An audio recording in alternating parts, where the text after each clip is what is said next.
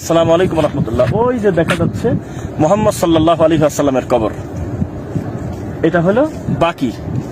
তা আমরা আপনাদের কাছে একটা জিনিস জানতে চাচ্ছি, ওই পাশে একটা দান বাক্স দিলে কেমন হতো? ওখানে বিশাল একটা দান বাক্স দিয়ে দিছে।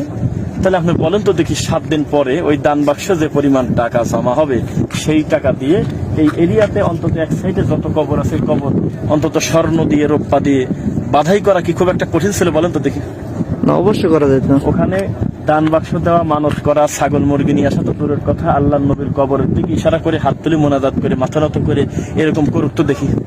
ওখানে পিটানোর জন্য পুলিশ রেডি করা আছে, লাঠিয়াতে পুলিশ আছে, লাঠিয়াতে করে পুলিশ তারা আছে, তাই না?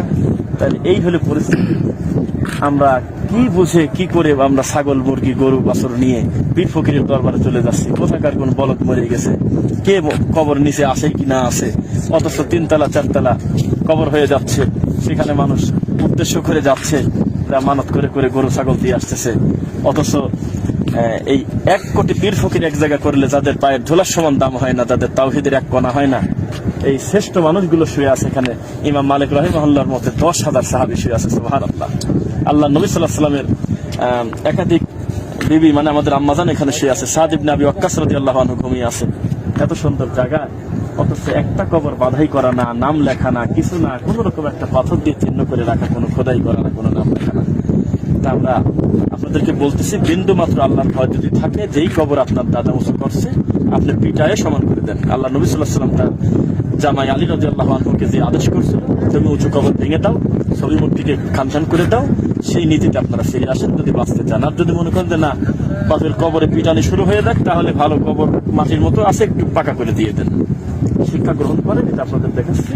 ওইটা হলো আল্লাহর নবীর কবর। যদিও কবর বললে আপনারা বিয়াদবি মনে করেন, সবুজ কখন লেখাই আছে কবরুন নবী, আপনারা যেটাকে বলতেছেন রওজা মোবারক, ওটা আসলে রওজা না, মা বাইনা বাইতি ও মিম্বারি রওজাতু মিন রিয়াদিল জান্নাহ, ওখানে লেখাই আছে রওজা কোনটা। আর এটা হলো পাকির কবরস্থান থেকে আপনাদেরকে আমরা দেখাচ্ছি। আল্লাহ তাআলা আপনাদেরকে এবং আমাদেরকে উভয়কে আল্লাহ হেদায়েত দিন, সঠিক দিনের বোঝ আমাদেরকে দান করুন। আল্লাহুম্মা আমিন। চারপাশটা একটু ঘোরায় তারপর শেষ করেন। বাংলাদেশ থেকে আপনারা? জি জি।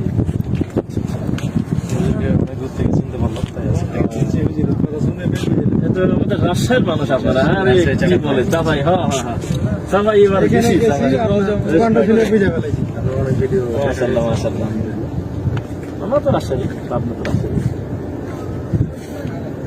আলহামদুলিল্লাহ।